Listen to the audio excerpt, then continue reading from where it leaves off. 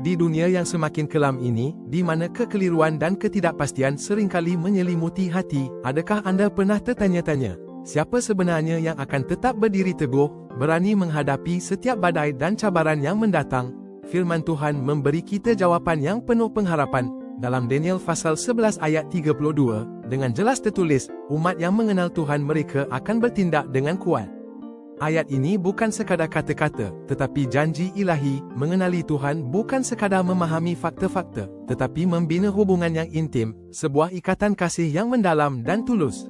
Apabila kita benar-benar mengenal Dia dalam jiwa kita, hati kita akan dipenuhi dengan keberanian yang luar biasa, kekuatan untuk mengasihi tanpa syarat, memaafkan kesalahan, dan melayani sesama dengan penuh keikhlasan. Ini adalah berkat yang tidak ternilai, sebuah anugerah istimewa di akhir zaman yang mencabar ini.